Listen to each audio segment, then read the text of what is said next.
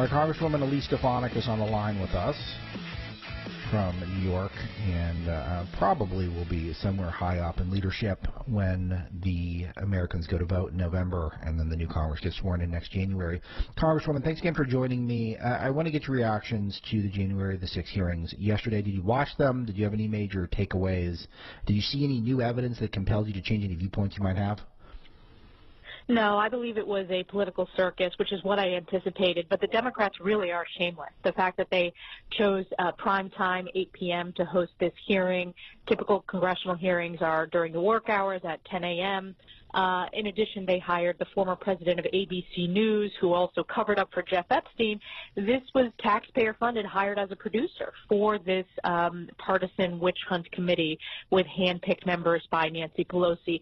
And what really struck me, I mean, I've been in high-profile hearings before with particularly impeachment, the Russia hoax, is that even in the basement bunker with Adam Schiff, you still had Republicans who were able to cross-examine the witnesses.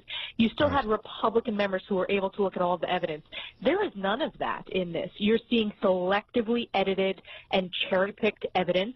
You saw that last night with edited video footage. You saw that with edited tweets, with edited testimony. Jason Miller came out and said they did not provide the whole context. But yet there's no Republican-appointed members to ask those important questions. So I think the American people are smart. I think they see right through this. This is the Democrats' attempt to distract from all these crises that are impacting people day to day, such as inflation, the border crisis, the crime crisis across America, the baby formula shortage.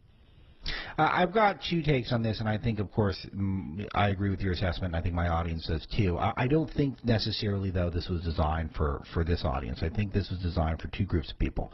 The first group are the people who don't like the baby formula shortage, and they don't like where the economy's at, but they're very exhausted by Donald Trump. And just to be reminded that this is the sort of chaos that seems to follow Trump where he is, it seems like that was the goal, to remind people of that, and it's almost more of a 2024 strategy than a 2022 strategy, just to remind people that Trump was a very divisive person. Even if you like Trump, as I do, and love Trump as so many others do, it's still, I think that's kind of where they're at. And the other group, and this is really more where I want your take on it, is to divide a wedge between people in Trump world, to try to pit people in Trump world against each other. And this is what I was kind of surprised by. It seemed like this was a strategy to get people fighting amongst themselves who were loyal to Donald Trump or had previously been loyal to him. Well, that's the strategy the media and Democrats have pursued for years now at this point. And I will tell you that while it may be a lot of coverage in the Beltway in Washington, D.C., among media elites, the American people don't really care when they can't afford their grocery bills, when they can't afford to fill up their car with gas because the price of gas has doubled, when we potentially are facing food shortages because of the challenges with failed national security policy around the world and what's happening in Ukraine, which is because of Joe Biden's weakness on the global stage, I believe, but also, again, because of those increased costs. So, as much as Democrats and the mainstream media may desperately try, I still think that the American people want a focus, and gosh, they want a primetime hearing on inflation. They want a primetime hearing on why are gas prices so high and how do we lower them. The Democrats are never going to give them that, so this is a distraction. And yes, they are trying to divide members of Trump world, but even, those that testified with video are saying that the videos are selectively edited and cherry-picked and not provided with the full context. Yeah, and I do think that that's the design, is they want us to talk about that, and that gives it more juice to the news cycle, talking about the selective editing, which was obvious and it clearly done and designed to provoke and irritate folks like you and me. But I want to ask about the premise of having these primetime hearings, which of course is egregiously propagandistic and political. But I'm actually have maybe contrary take here, that I think it's also clever in a way, and I would encourage you guys, when you guys take power, no doubt, next year, to do stuff like this, to get attention to your key issues by using theatrics. And this is something where the Democrats are much better than the Republicans traditionally on this. Evaluate that premise, and do you think that there's anything to that?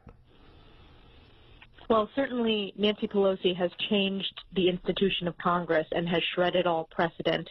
And, we have seen the subpoenaing of members, which I believe is illegitimate and unconstitutional. We have seen that she has stripped members of committees. But when Republicans take over, Adam Schiff is not going to sit on the House Intelligence Committee. These precedents have been set, and it's going to be important for Republicans, again, to focus on the issues that matter to the American people, but hold the Democrats and Joe Biden accountable for their absolutely failed government, failed leadership.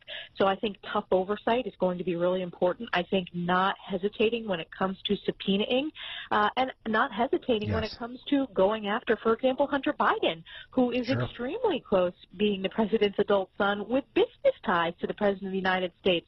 So we intend to have strong leadership. We are already preparing very robust oversight and an accountability agenda when we work to earn back the House. But our laser focus has to, and this is what we're committing to the American people, has to be on the issues and the crises that are impacting people's day-to-day. Again, reining in the spending that has caused inflation under this administration, making sure that we secure the border. Inflation just hit another 40-year high, with consumer prices surging 8.6% is breaking news. So, that list is long, and we intend to bring as much focus as possible. The other thing that I think Republicans need to do is, Democrats are very obsessed with the media coverage in Washington, D.C. and the media elites.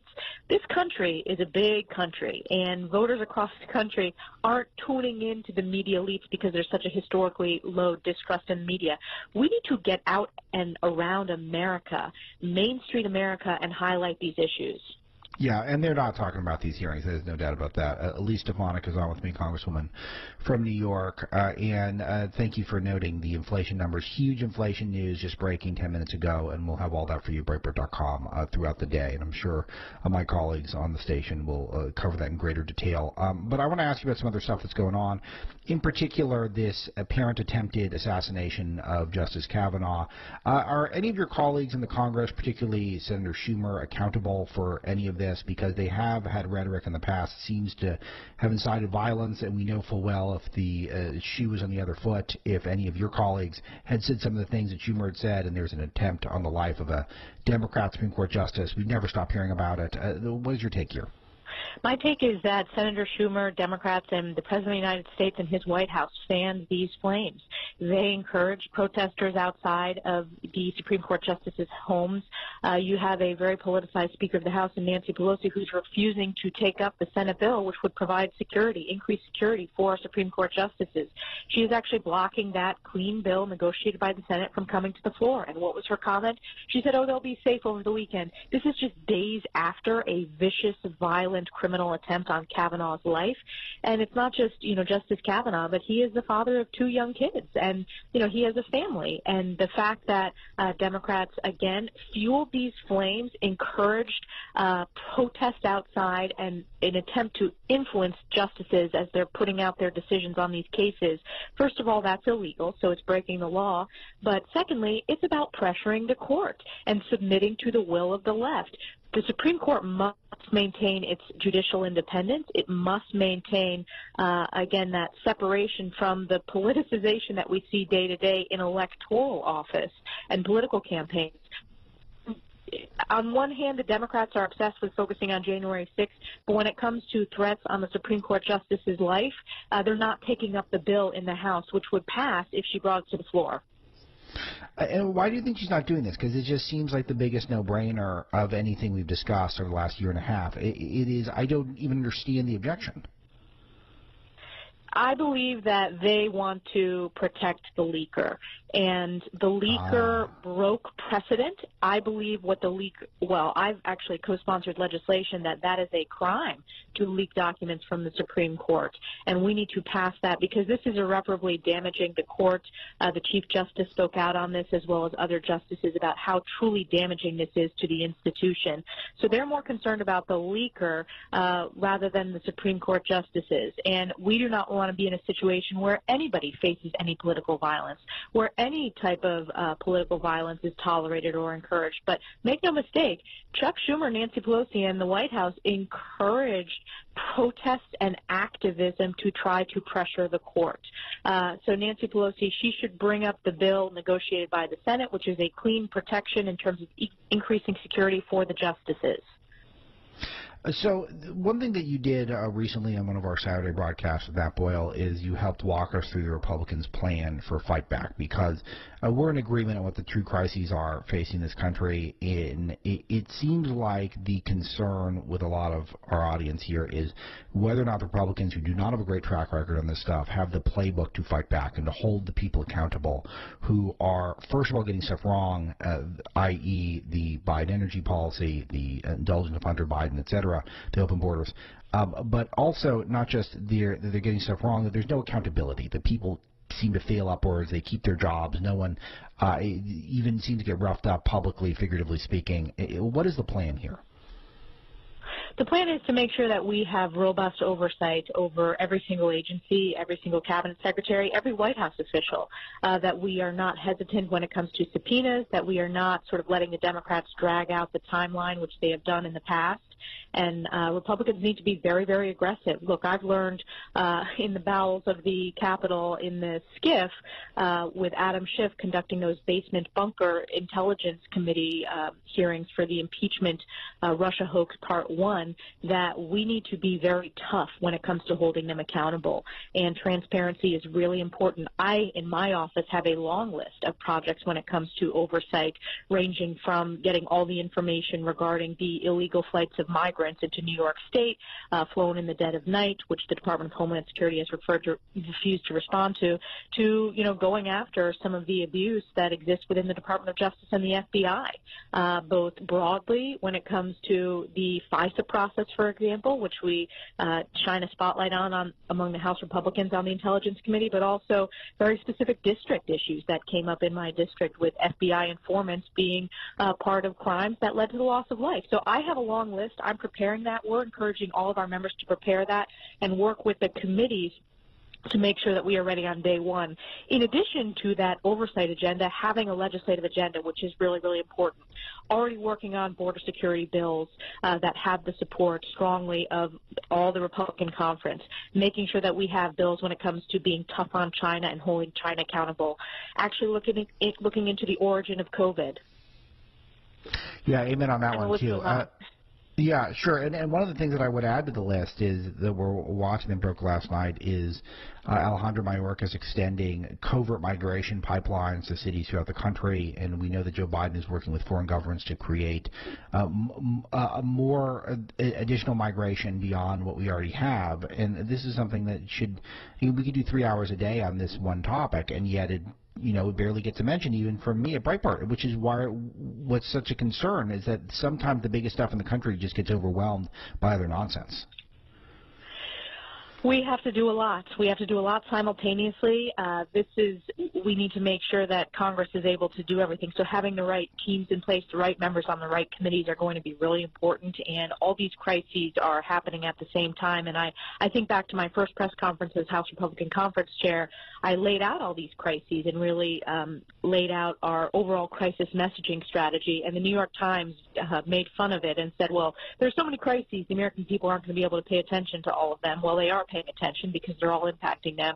So we will have a plan in each of these areas and then pursue it like a laser and really tune out the media. I've learned that in this job just because I've taken tremendous hits from the leftist media and their allies in Hollywood. Yeah. You have to focus on the task at hand and remember that you don't work for the media, you don't work for the editorial boards, you work for your constituents who vote and who you represent.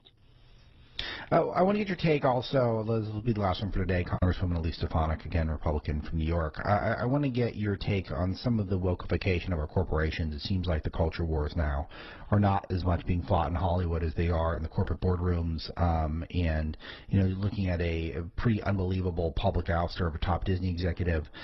You've at least one young child, forgive me if you've more. What are your thoughts on the fact that it seems like the corporate America is trying to dictate values to the American families right now?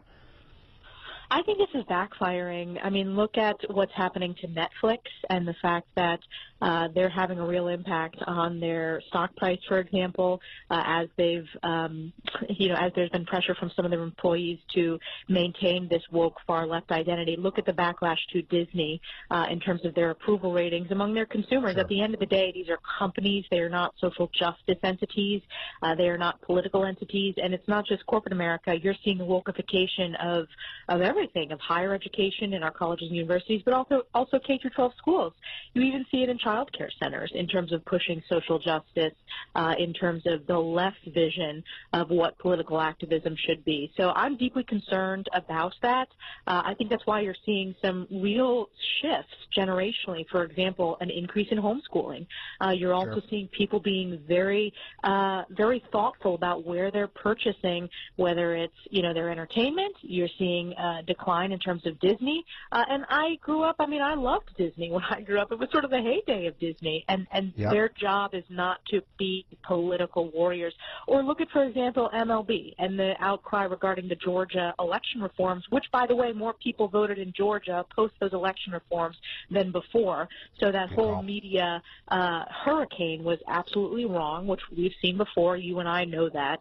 So people need to stand up, and people need to hold these companies accountable with their wallets and with their pocketbooks, and I think they are. Thanks, Congresswoman. I really appreciate it, and hope you come back soon. Thank you. We'll take a quick break. We'll wrap with the caller, too, on Breitbart News Daily.